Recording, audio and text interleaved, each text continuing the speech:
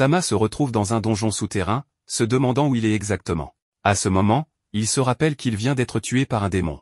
Maintenant qu'il s'est réveillé, il réalise qu'il vient d'expérimenter la réincarnation. Tentant de comprendre qui il est désormais, il ouvre les yeux et découvre ses statistiques. En les consultant, il s'aperçoit qu'il est un bémote de rang S, une créature extrêmement dangereuse que même une armée massive ne peut vaincre. L'idée de vivre sa nouvelle vie en tant que bémote le dévaste, car il était autrefois un chevalier jurant de protéger l'humanité. Cette existence contraste avec la nature destructrice des bémotes envers l'humanité. Alors que ses pensées traversent son esprit confus, il décide de boire un peu d'eau. À ce moment, il aperçoit le reflet d'un chaton et s'effraie, hurlant comme une vieille dame. Ce reflet est clairement sa nouvelle forme. Avant que le mignon chaton ne nous perfore les oreilles avec ses cris aigus, une elfe nommée Arya se réveille. Elle ouvre ses fenêtres pour révéler les brillantes perspectives qui s'offrent à elle. Après s'être habillée, elle prend 2 longues épées accrochées à son mur et sort. Nous reviendrons à la jeune femme élégante plus tard. Pour l'instant, retournons au donjon où le petit chaton ne comprend toujours pas comment il a une forme de chat alors qu'il a été réincarné en tant que bémote. Ironiquement, il choisit de se réjouir du simple fait d'avoir été réincarné.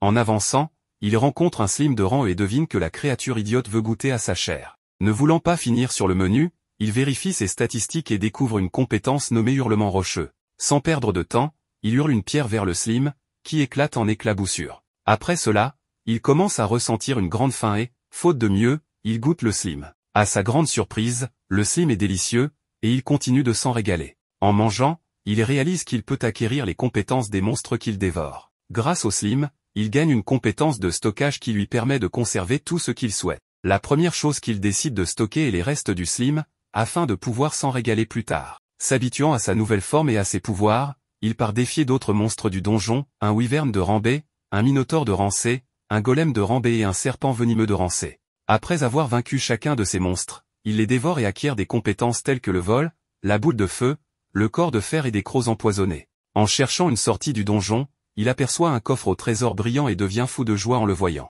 Il affirme n'avoir jamais rien vu de tel dans sa vie précédente de chevalier. En ouvrant le coffre, il trouve un cristal étincelant. Alors qu'il l'admire, un bruit lui fait comprendre qu'il s'agissait d'un cristal de transport, et qu'il vient de tomber dans un piège. Peu après, il est transporté dans l'antre d'un dragon terrestre de rang S. Le dragon semble avoir évité toute thérapie, car il manifeste clairement des problèmes de colère. En détectant un chevalier en armure de chat, il décide de l'attaquer. Le dragon terrestre essaie de l'écraser avec sa queue, mais le chat esquive habilement l'attaque en plein vol. Il décide alors d'utiliser son pouvoir de hurlement rocheux sur le dragon, mais cela n'a aucun effet sur la peau épaisse de la créature. Le dragon, furieux, tend une patte pour le frapper avec ses griffes, mais le chat utilise rapidement son pouvoir de corps de fer, acquis grâce au golem, pour se protéger. Malgré cette protection, l'attaque le blesse, et il se retrouve au sol, impuissant. Voyant cela, le dragon tente de l'achever d'un coup fatal. Heureusement, le chat parvient à esquiver l'attaque et, dans un dernier effort, utilise l'extrémité tranchante de sa queue pour laisser une cicatrice sur l'un des yeux du dragon avant de s'enfuir en utilisant son pouvoir de vol acquis grâce au wyvern. Le dragon, maintenant aveuglé d'un œil et furieux, rugit, mais le chat s'en moque. Pendant ce temps, l'elfe, Arya, arrive au donjon. Elle se remémore le moment où elle a choisi de devenir aventurière après que son mentor ait vaincu des démons maléfiques qui attaquaient son village. Pendant ce temps, notre petit chaton blessé lutte pour atteindre la lumière au bout du donjon. Malheureusement, il est trop faible et finit par s'évanouir. Juste avant de perdre connaissance, il sent une silhouette s'approcher et imagine que cette personne n'aime probablement pas les animaux. Par chance, il se trompe, Arya, une véritable amoureuse des animaux, le ramène chez elle pour le soigner. Le lendemain matin, le chaton se réveille enveloppé de bandages. En voyant Arya de près, il la prend pour un ange. De son côté, elle le voit simplement comme un adorable chaton, sans se douter qu'il est en réalité un monstre dangereux. Consciente de sa faim, elle lui donne de la nourriture et soigne ses blessures jusqu'à ce qu'il se rétablisse complètement. Une fois guéri, Arya reprend son travail d'aventurière. En guise de remerciement pour ses soins, le chat jure de la protéger coûte que coûte. Fidèle à sa promesse, il décide de la suivre en cachette en se glissant sur le bateau qui la conduit au donjon. Lorsqu'elle arrive, il s'inquiète de la laisser seule, car il sait que les femmes comme elle, avec un avenir aussi radieux, sont souvent victimes de harcèlement. Alors qu'il réfléchit à cela, Arya affronte 3 gobelins. À sa grande surprise, elle utilise une compétence d'accélération pour les éliminer rapidement. Après les avoir vaincus, elle coupe leurs oreilles pour les utiliser comme preuve afin de toucher une prime. En observant son habileté, le chat reconnaît qu'il n'a jamais vu quelqu'un d'aussi rapide. Cependant, il pense que ses épées sont trop longues pour elle. Alors qu'elle range les oreilles des gobelins, un autre gobelin apparaît. Prête à l'affronter, elle ne réalise pas immédiatement qu'il s'agit d'un mage gobelin, une créature puissante. Le gobelin lance une énorme boule de feu, et Arya voit sa vie défiler devant ses yeux.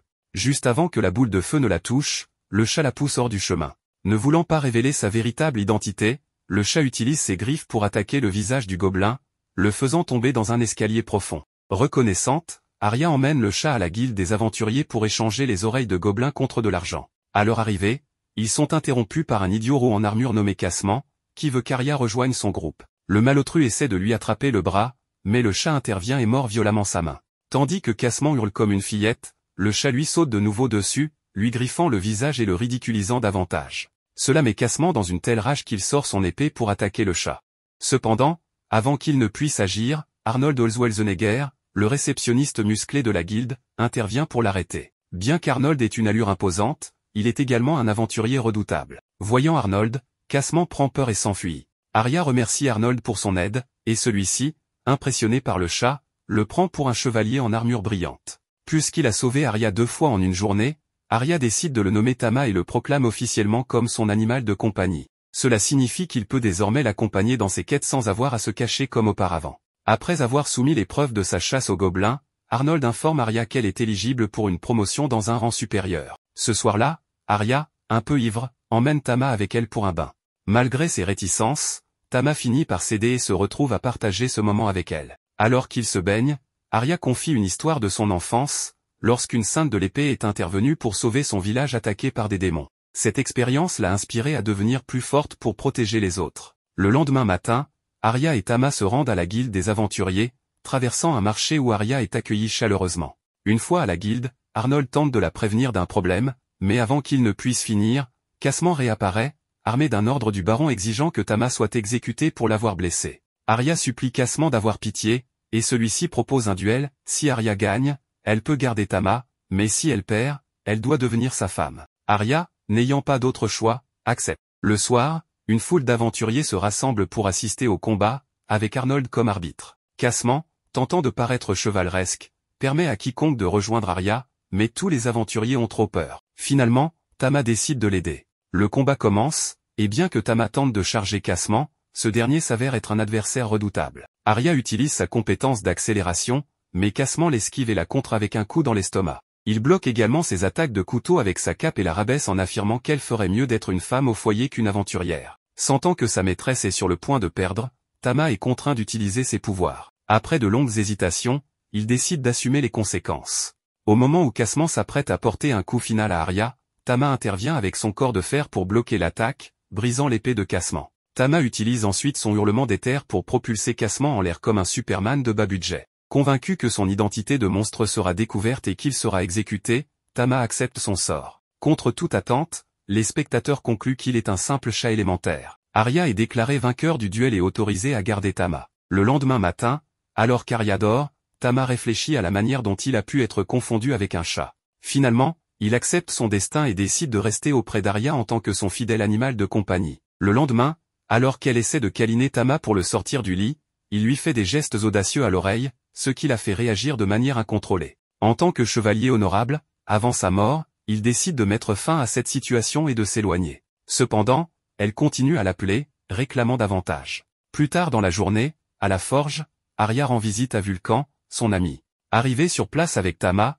Vulcan ne peut s'empêcher de fixer le mignon petit chaton de son ami. Arya parle beaucoup de Tama à Vulcan, qui propose de le porter un moment. Le visage de Tama s'illumine d'excitation alors que Vulcan demande pourquoi Arya est venue avec son chaton. Arya explique qu'elle souhaite que Vulcan fabrique une bonne armure pour Tama. Vulcan est ravi à l'idée de relever ce défi, heureuse de créer quelque chose de nouveau et mignon pour un chaton si adorable. Vulcan prend immédiatement les mesures de Tama et, quelques heures après, elle termine l'armure. Celle-ci est parfaite pour Tama, qui l'ajuste sans problème. Cependant, Vulcan rencontre un autre problème, malgré son reforge, elle n'arrive pas à rendre l'épée d'Arya plus légère. Arya a du mal à la manier lors de ses quêtes. Après réflexion, Vulcan suggère de former un groupe temporaire pour observer Arya en action avec son épée et comprendre le problème. Le même jour, ils se rendent tous dans un donjon. Vulcan impressionne en écrasant des gobelins hideux. Arya, admirative, observe tandis que Tama la trouve intrépide et courageuse. Les capacités de Vulcan sont confirmées lorsqu'elle bloque une attaque de feu avec une technique issue de ses compétences de forge, lui permettant d'enrober son armure d'éléments variés. Après avoir préparé le terrain, Vulcan laisse Arya prendre le relais avec son épée. Mais leur prochain ennemi est un orc hideux et surdimensionné. Arya, dégoûtée et effrayée, l'attaque tout de même avec sa compétence d'accélération, mais l'orque bloque ses assauts. Tama intervient en volant dans les airs, activant la technique du corps de fer pour protéger sa maîtresse et distraire l'orque. Cela permet à Arya de l'éliminer d'une seule attaque. Vulcan remarque que les longues épées d'Arya perturbent ses mouvements et décide de simplifier son équipement. Arya, insatisfaite, demande quelque chose de plus difficile pour devenir plus forte. Vulcan suggère alors de passer à l'étage suivant, rempli de monstres prêts à être massacrés. Là-bas, Arya rencontre des repers, des monstres visqueux et pervers. Tama, inquiet, craint que sa maîtresse ne se fasse attraper. Vulcan conseille à Arya de se déplacer intelligemment pour éviter de se retrouver piégée par leur corps gluant. Arya attaque avec sa compétence d'accélération, mais sa vitesse n'est pas suffisante. L'un des repers finit par briser son épée lourde en 2 morceaux. Alors qu'elle est presque attrapée, Vulcan lui lance un couteau qu'elle attrape et enfonce dans le corps du Slim, le tuant sur le coup. Après avoir vaincu un repère, Arya passe au suivant. Vulcan, qui observe ses mouvements, remarque qu'Arya serait plus efficace avec des armes courtes. En un rien de temps, Arya découpe toutes les parties du monstre, laissant Vulcan stupéfaite. Consciente des compétences d'Arya, Vulcan ne s'attendait cependant pas à une telle rapidité dans l'élimination du deuxième monstre. Alors qu'ils pensaient avoir terminé leur quête, le monstre éclabousse Arya de son jus avant de régénérer ses mains. Arya grimace, déclarant que seul Tama a le droit de faire cela, puis elle élimine la stupide créature d'un seul mouvement. Cette fois, elle s'assure de découper le monstre en morceaux pour rendre sa réincarnation impossible. Vulcan et Tama se précipitent pour féliciter Arya pour sa démonstration de compétence. Mais Tama, le petit chat espiègle, s'arrête à mi-chemin pour voler un peu de jus des restes du repère, espérant acquérir leur capacité. Pendant ce temps, Arya, toujours furieuse contre le monstre défunt, continue de percer ses restes dans un accès de vengeance. Tama, perplexe, observe la scène. Après le combat, Arya se confie à Vulcan sur son choix d'utiliser des épées longues. Elle raconte avoir rencontré le saint de l'épée pendant son enfance, une rencontre qui l'a inspirée à adopter cette arme malgré son incompatibilité avec son style de combat. Cependant, après avoir découvert que les dagues lui convenaient mieux, elle décide de jouer sur ses points forts. Tama approuve son choix, convaincue qu'elle deviendra encore plus forte. Impressionné par ses progrès, Vulcan propose d'explorer un étage inférieur du donjon, confiant en la capacité d'Arya à gérer les défis avec ses nouvelles armes. Avant de continuer, il s'arrête près d'une pierre philosophale, un artefact unique qui repousse les monstres dans son rayon. Pendant cette pause, Arya examine la pierre, déclenchant un flot de souvenirs traumatisants de son enfance, où sa maison fut attaquée par des démons. Vulcan remarque son trouble et l'interroge, mais Arya change rapidement de sujet. De son côté, Tama s'amuse dans une flaque d'eau, et Arya décide de le rejoindre, retirant son armure pour plonger. Vulcan les suit, et tous trois profitent d'un moment de détente dans l'eau.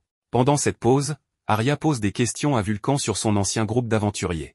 Vulcan révèle que son groupe s'est dissous après qu'un couple de membres, tombés amoureux, ait décidé de fonder une famille. La conversation dévie sur les capacités des chats élémentaires comme Tama, et Vulcan mentionne leur potentiel de croisement avec d'autres espèces. Arya, étrangement enthousiaste, exprime son impatience de voir Tama grandir pour réaliser ce potentiel, une remarque qui laisse Vulcan perplexe. Leur pause terminée, le groupe descend à l'étage suivant du donjon, où il rencontre un puissant minotaure. Arya, prudente, attaque avec sa technique tourbillon, mais son attaque ne fait qu'égratigner la créature. Vulcan intervient pour la soutenir, lui redonnant confiance. Arya, encouragée, intensifie son assaut, sa vitesse surpassant les mouvements du minotaure. Une attaque maladroite du monstre provoque l'effondrement du plafond, mettant Vulcan en danger. Tama utilise alors sa compétence de hurlement éthéré pour dévier les débris, sauvant Vulcan de justesse. Inspiré par la bravoure de Tama, Arya porte un coup décisif à la poitrine du minotaure, le vainquant enfin. De retour à la guilde des aventuriers, Arya, Vulcan, et Tama échangent le butin de leur raid. Arnold, le réceptionniste de la guilde, remarque les profondes entailles sur le corps du minotaure et s'interroge sur leur hauteur. Vulcan annonce fièrement que les entailles ont été réalisées grâce à la nouvelle technique d'Arya. Arnold, se souvenant à quel point Arya était faible à son arrivée en ville, la félicite pour ses progrès impressionnants. Touché par les compliments, Arya remercie Arnold avant de se rendre dans une taverne pour célébrer leur succès avec l'argent gagné. Au restaurant, Vulcan se laisse aller à des remplissages généreux, ce qui pousse Tama à se demander si elle est une buveuse chevronnée. Arya, de son côté, exprime sa gratitude envers Vulcan pour son soutien pendant le raid et partage le plaisir qu'elle a eu à travailler ensemble. Vulcan partage ses sentiments et exhibe avec enthousiasme les herbes médicinales qu'elle a récoltées dans le donjon. En observant leur discussion animée, Tama se sent nostalgique, repensant à ses jours d'aventurier où il partageait des moments similaires avec ses compagnons. Malgré cela, il admet que sa vie actuelle n'est pas si mal. Après tout, être le familier d'une belle elfe est un rêve pour beaucoup. Pour sceller leur camaraderie, Vulcan propose de former une équipe officielle. Arya, flattée mais trop timide pour répondre, est aidé par Tama, qui mord doucement sa main et la place sur celle de Vulcan, scellant ainsi l'accord. Le groupe trinque à leur nouveau partenariat et décide de prolonger la fête avec des boissons.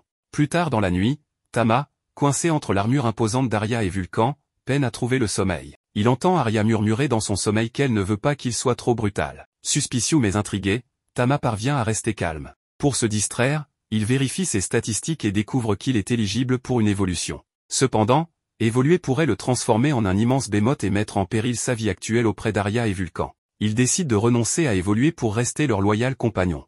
Le lendemain matin, alors qu'Arya et Tama traversent la ville, ils rencontrent deux voyous harcelant une jeune fille qu'ils accusent de vol. Arya intervient et, en voyant son chat élémentaire, les malfrats prennent la fuite. Arya réconforte l'enfant, apprenant qu'elle est orpheline, et la conduit à une église locale où des religieuses prennent soin d'autres orphelins. En entendant la conversation entre Arya et les religieuses, Tama admire la noblesse de sa maîtresse et jure de la soutenir encore davantage. Ce soir-là, Arnold convoque Arya à la guilde pour la féliciter de sa promotion au rang C. Il lui remet un pendentif symbolisant son nouveau rang en guise de récompense. Leur célébration est toutefois interrompue par une agitation près du panneau des quêtes. Arnold explique que plusieurs disparitions ont été signalées dans la ville voisine de Lenar, avec des rumeurs impliquant des démons. En entendant cela, Arya, animée par sa rancune envers les démons, demande plus de détails et se déclare prête à accepter cette quête d'urgence. En voyant sa détermination, Vulcan décide de l'aider, et Arnold explique qu'étant donné la situation, une compagnie de chevaliers les accompagnera. À ce moment-là, un homme encapuchonné entre dans la guilde, annonçant qu'il est l'un des chevaliers. Il se nomme Cédric Ruin, ce qui surprend tout le monde, car il s'agit du fils aîné du duc. Selon les rumeurs, sa famille est responsable de surveiller les labyrinthes. Cédric salue Vulcan, et Arya lui dit que c'est un honneur de le rencontrer. Cependant, Cédric répond qu'il n'y a pas besoin de formalité, car ils seront bientôt des compagnons d'armes. Tama se rappelle qu'il y a des années, lorsque l'obscurité du roi démon a envahi le monde, une guerre brutale entre humains et démons, appelée le Ragnarok, a éclaté. L'humanité a triomphé grâce à un jeune homme désormais connu sous le nom du Grand Mage. Cédric, l'un des héros de cette guerre, y a gagné sa gloire. Ariel, curieuse, lui demande si son groupe n'est pas trop petit pour affronter une menace démoniaque. Arnold, émerveillé par Cédric, explique aux filles à quel point il est impressionnant, et, fasciné, il prend sa main, ce qui pousse Arya à se demander s'ils sont en couple, tandis que Vulcan hoche la tête en signe d'approbation. Plus tard, le groupe se prépare à partir. Tama remarque qu'Arya est nerveuse, ce qui est compréhensible face au danger à venir. Il la lèche pour l'encourager, et Arya, en retour, l'embrasse en signe de remerciement. Tama est surpris mais essaie de garder son calme pour se concentrer sur la mission. Le groupe rencontre ensuite Dany, Howard, Kenny et Marita. Arya se présente comme une aventurière de rang C avec Tama, son petit chat élémentaire. Fidèle à ses habitudes, elle ne le tient pas dans ses mains, mais le place sur sa poitrine. Après l'avoir présenté, tout le monde est surpris par sa mignonnerie, et Marietta la prend directement. Arya commence à faire des commentaires légèrement osés, ce qui provoque une dispute entre Kenny et Marita pour savoir qui pourra le porter. Pendant ce temps, ils croisent un groupe d'ogres. Dany descend du carrosse et les élimine en quelques secondes, impressionnant Arya par sa puissance. En arrivant dans un village, Cédric et son groupe reçoivent un rapport, une équipe envoyée pour combattre des démons dans des ruines n'est jamais revenue. Le chef du village invite le groupe à se reposer à l'auberge. Pendant le dîner, Arya demande aux chevaliers pourquoi ils ont rejoint l'ordre. Marita avoue qu'elle l'a fait pour payer les médicaments de sa sœur, Kenny pour libérer son père de l'esclavage, et Dany et Howard à cause de dettes. Cédric, quant à lui, explique que, ne pouvant pas hériter du titre de sa famille, il a rejoint l'ordre pour tuer beaucoup, ce qu'il trouve génial. Son commentaire met toutefois les filles mal à l'aise. Plus tard, les filles se préparent à prendre un bain. Tama, respectant son code d'honneur, tente de ne pas les regarder. Cependant, Vulcan se sent gêné de se retrouver nu devant Tama, chose qui ne l'avait jamais dérangé auparavant, et s'enfuit. Tama se fait ensuite laver, ce qui surprend Marita et Kenny de voir un chat qui n'a pas peur de l'eau. Pendant ce temps, Tama compte des nombres premiers pour se détendre, tandis que l'atmosphère des bains devient plus légère. Un moment fan service s'installe, les filles plaisantant entre elles et exprimant leur envie envers les proportions d'Arya. Pendant ce temps, les garçons, à l'écoute de tout cela, sont visiblement troublés. Howard dit à Dany qu'il doit se détendre. Cependant, lorsque Dany propose d'espionner les filles, Howard ne peut pas refuser, et les garçons s'y faufilent discrètement. Ils sont cependant interceptés par Tama, qui les envoie voler d'un hurlement puissant. Après ce moment fan service, le groupe arrive aux ruines, mais ils sont observés par un démon qui déclare que le moment est venu de mettre son plan à exécution. Alors qu'ils avancent, le groupe tombe sur une meute de loups-garous. Howard utilise la provocation pour attirer leur attention, et les garçons se débarrassent rapidement des loups. Tama remarque cependant que les renforts ennemis sont bien armés. Son hurlement d'éther ne leur ferait gagner que peu de temps, il décide donc de changer de stratégie et utilise son hurlement d'eau, perforant l'estomac des loups-garous. Les garçons et Arya sont stupéfaits par cette capacité. Le démon, intrigué, se demande quelle est la nature de ses attaques et, en observant Tama, s'interroge sur le fait qu'il pourrait être un chat élémentaire. Cependant, il conclut que Tama est trop puissant pour cela. Il se rassure néanmoins, convaincu qu'il trouvera un moyen de l'éliminer, quitte à le faire lui-même. De son côté, Arya, dans une élan de désir, espère que Tama pourra la terrasser comme ces monstres et lui faire plein de choses. La situation devient embarrassante pour Tama, qui se sent gêné. Plus tard, Cédric interrompt leur progression, ressentant une aura oppressante. Le démon se présente alors comme Beryl Astaroth, un survivant des démons que les humains avaient exterminés. Il annonce que le village de Lennar n'est qu'un petit pas dans son immense ambition. Il invoque une grande quantité de trolls de rang A. Tama est surpris de voir qu'il peut contrôler des monstres aussi puissants. Les garçons se mobilisent rapidement, mais tombent dans un piège tendu par Beryl, les empêchant de coopérer. Tama arrache un bras à l'un des trolls, mais celui-ci se régénère aussitôt. Les garçons demandent alors à Cédric d'utiliser ses capacités. Excité, Cédric dégaine son épée et libère son pouvoir, tranchant facilement les trolls. Beryl, stupéfait, réalise que cette magie sombre était censée être accessible uniquement aux grands mages du Ragnarok. Tama, de son côté, attaque les trolls avec sa magie, mais cela reste inefficace à cause de leur régénération de rang A. Conscient que la situation pourrait devenir catastrophique, il envisage d'utiliser son évolution, mais craint que cela révèle sa véritable nature de monstre, ce qui mettrait fin à son voyage avec sa maîtresse. Il décide donc de brûler les trolls pour empêcher leur régénération rapide, parvenant ainsi à en éliminer 3. Pendant ce temps, Vulcan et Arya affrontent le démon.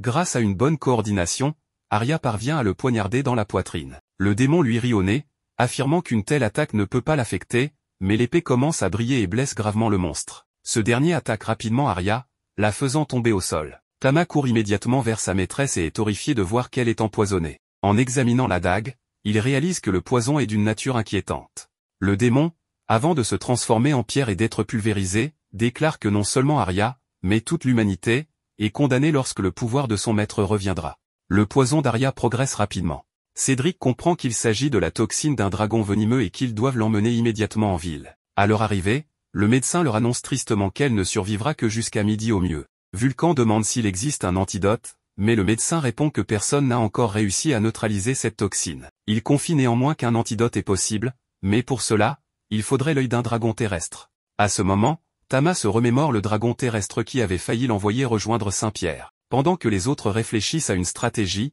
ils pensent qu'en unissant leurs forces, ils pourraient vaincre un dragon terrestre. Cependant, Cédric les interrompt, leur rappelant qu'ils n'ont pas le temps de partir à la recherche de dragons et qu'ils doivent trouver une autre solution. C'est alors qu'Arya commence à crier de douleur. Voyant sa maîtresse souffrir, Tama décide qu'il ira chercher le dragon terrestre, prêt à faire tout ce qui est nécessaire pour sauver sa vie. Après tout, il est encore en vie grâce à elle. Au coucher du soleil, il arrive à l'endroit où se trouve le dragon terrestre. En le voyant, le dragon lui demande pourquoi quelqu'un qui avait réussi à s'échapper décide maintenant de revenir. Tama déclare qu'il est là pour le vaincre. Le dragon se moque de lui, affirmant qu'une créature inférieure comme Tama ne pourrait rien contre lui. Tama comprend que le dragon a raison, il ne pourra pas le vaincre, du moins pas sous cette forme. Il accepte alors sa seconde forme et se transforme en Behemoth. Maintenant que Tama a évolué, il passe à l'attaque. Mais cela ne signifie pas forcément qu'il est plus puissant que le dragon de terre. L'ennemi est confiant, mais cette fois, Tama cesse de faire semblant et en profite pour attaquer afin de récupérer l'œil et le donner à l'elfe avant qu'il ne soit trop tard. Cependant, après avoir tué le dragon avec sa queue, son mana commence à s'épuiser, et contre toute attente, il retourne à sa forme originelle. Tama ne comprend pas ce qui vient de se passer, mais comme il n'a pas de temps à perdre, il place le dragon de terre dans son espace de stockage et se rend immédiatement auprès de sa maîtresse. Là, on peut voir qu'elle est dans un état critique, et Vulcan ne peut s'empêcher de pleurer. Mais après avoir entendu un grand bruit, il sort et découvre un dragon de terre étendu au sol. Évidemment, il voit Tama et suppose qu'il en est responsable. Cependant, les explications peuvent attendre, tout le monde s'active pour sauver la vie d'Arya. Pendant ce temps, Arya rêve de son passé, lorsqu'elle avait 13 ans et que sa maison fut attaquée par des démons à la recherche d'une pierre philosophale. Sa vie était en danger, mais un chat élémentaire est intervenu pour la protéger. Probablement depuis cet événement, elle a développé une affection particulière pour les chats. Finalement, elle se réveille, et heureusement, elle échappe de peu à la mort. Tout le monde est soulagé, et même Arnold ne peut retenir ses larmes en apprenant ce qui s'est passé. Un certain temps a passé depuis, mais tout n'est pas encore rentré dans l'ordre, car la toxine était si puissante qu'Arya est toujours en convalescence. Tama sort la nuit, inquiet de ne pas comprendre le fonctionnement de son évolution, car depuis qu'il a vaincu le dragon de terre, cette évolution a disparu. Il décide alors de tester les capacités qu'il a acquises du dragon de terre. Ses nouvelles compétences sont impressionnantes, un Minotaure n'a pas eu la moindre chance face à lui. Cependant, un événement étrange se produit, une femme mystérieuse s'approche de Tama. Cette blonde lui dit qu'elle l'a enfin retrouvé et tient dans ses mains son armure, qu'il avait perdue lors de son évolution. Elle lui demande pourquoi il est transformé en chat et ce qu'il est advenu de sa forme puissante d'avant. Tama, évidemment confus, ne reconnaît pas cette femme. Ne recevant pas de réponse, elle dit que ce n'est pas important, car elle ne cherche qu'une seule chose, eh bien, se reproduire. Oui, vous avez bien compris. C'est incroyable à quel point les filles peuvent être étranges dans cet anime. Tama parvient à s'enfuir de cette femme folle, mais une fois rentré chez lui et en sécurité, il ne comprend toujours pas pourquoi elle lui semble familière. Le lendemain, Arya habille Tama en adorable petit chat câlin, car ils ont prévu de passer la journée en pique-nique. Pendant qu'ils profitent de cette journée ensoleillée, Arya remercie Tama de l'avoir sauvé. Elle explique que lorsqu'ils l'ont trouvé, il était à côté du cadavre du dragon de terre. Mais elle se sent un peu coupable d'être toujours celle que l'on doit sauver, pas seulement par Tama, mais aussi par Vulcan, Cédric et tout le groupe en général. En passant, Arya explique que lorsque son village a été sauvé, elle l'a quitté en promettant de revenir une fois qu'elle serait devenue une guerrière puissante. Le problème, c'est qu'Arya réalise maintenant qu'elle n'a pas encore assez de puissance, ce qui la fait se sentir très mal. Tama essaie de l'encourager, et elle comprend d'une certaine manière ce qu'il veut lui dire. Elle se rend alors compte qu'elle doit apprendre à apprécier ses propres réussites, car après tout, elle a joué un rôle essentiel dans la défaite de Berry. Elle le remercie donc d'avoir toujours été à ses côtés dans les bons comme dans les mauvais moments. Le lendemain, ils vont voir Vulcan, car l'elfe a commandé de nouveaux équipements. Grâce à la petite fortune qu'elle a obtenue en récoltant la récompense pour avoir éliminé le démon Beryl et en vendant des matériaux provenant des monstres vaincus par Tama, Arya a besoin de matériaux très résistants mais aussi légers. Vulcan décide alors d'utiliser de l'oricalque, un métal qui répond parfaitement à ses exigences. Avec cela, Arya obtient une nouvelle armure, un peu petite, certes, mais au moins elle pourra mieux se battre. Tama, lui aussi, reçoit une armure avec les mêmes caractéristiques. En outre, Vulcan précise qu'elle a également mélangé un peu d'acier Tamahagane à l'oricalque, ce qui rendra l'ensemble encore plus résistant. Les trois décident ensuite d'explorer un donjon, mais Arya avoue être un peu nerveuse, car elle n'a pas combattu depuis longtemps. Sur le chemin, Tama utilise une compétence qu'il a acquise du dragon de terre, appelée bénédiction du roi lion, qui confère une résistance au feu et à la glace, tout en augmentant légèrement l'agilité. Plus tard, il rencontre un gobelin. Cette fois, Arya parvient à le vaincre à une vitesse impressionnante, sans avoir besoin d'utiliser sa compétence d'accélération. Cependant, la femme étrange de tout à l'heure réapparaît, toute contente d'avoir retrouvé Tama, et assure que cette fois, il ne pourra pas s'échapper. Les filles, surprises de la voir, demandent si elle est une aventurière de la ville et comment elle s'appelle. La mystérieuse femme déclare qu'elle est née des ténèbres et qu'elle n'a pas de nom. L'elfe demande à Vulcan ce qu'elle en pense, et Vulcan suggère qu'il pourrait s'agir d'amnésie ou d'un cas similaire. La mystérieuse femme dit ensuite des choses déplacées à Tama, ce qui amène les filles à penser qu'elle n'a pas toute sa tête. Elle propose même à Tama de se multiplier, mais Arya intervient, expliquant qu'il ne peut pas, car il est encore un chat. En entendant cela, la femme étrange est surprise de voir que l'elfe a réussi à domestiquer Tama. Elle semble intimidée par la puissance qu'Arya pourrait posséder. Arya lui propose alors de sortir et de venir s'installer chez elle. Vulcan lui demande si elle est sûre de vouloir s'occuper d'une vagabonde, mais Arya répond que si elle n'a pas de souvenirs, elle n'a probablement nulle part où aller et pourrait finir dans une situation déplorable. La femme mystérieuse, perplexe, demande si elle pourra rester avec Tama si elle va chez Arya.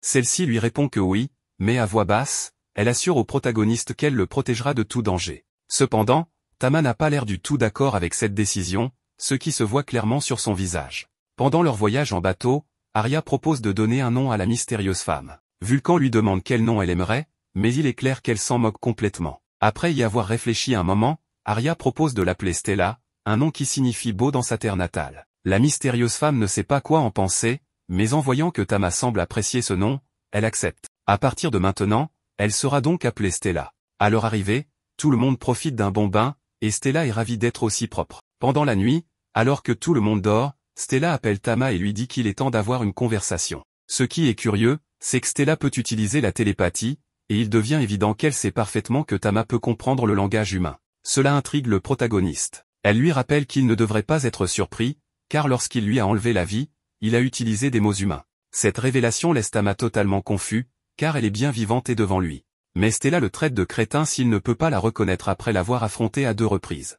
Et oui, elle est le dragon de terre. Tama se souvient finalement d'elle. Stella, ravie qu'il se rappelle, explique qu'elle était autrefois un dragon de terre extrêmement puissant né dans l'obscurité du labyrinthe. Elle n'avait besoin de personne pour lui rappeler qu'elle était une créature de rang S, supérieure à toutes les autres créatures autour d'elle. Cependant, tout a changé lors de leur deuxième affrontement, où Tama a mis fin à sa vie. Après cela, elle s'est réveillée à nouveau dans le labyrinthe, d'abord confuse, mais elle a compris qu'elle avait été réincarnée grâce à une de ses compétences. Elle s'est donc habillée avec ce qu'elle a trouvé et a commencé à suivre sa trace grâce à l'armure qu'il avait laissée. Tama a du mal à tout comprendre et lui demande pourquoi elle est là, cherchant peut-être à se venger. Mais, contre toute attente, Stella lui répond que non. Elle explique qu'il l'a poussée à la soumission et qu'elle n'a aucune intention de se battre ou de lui faire du mal. En réalité, c'est tout le contraire, il est le premier mal qu'elle a trouvé si puissant qu'il l'a rendue complètement folle. Arya se réveille heureusement à temps pour sauver Tama et prévient Stella que Tama est son chat, son compagnon bien-aimé, et qu'elle n'a aucune intention de le céder. Stella accepte pour le moment et décide d'aller dormir. Mais, par télépathie, elle avertit Tama qu'il lui appartiendra un jour, même si ce sera dans un avenir lointain. Elle lui déclare également qu'elle l'aime énormément. Tama est totalement perdue dans ses pensées, Stella a l'apparence d'une humaine, mais en réalité, elle reste un dragon, et il est certain que sa présence dans la maison va causer de gros problèmes.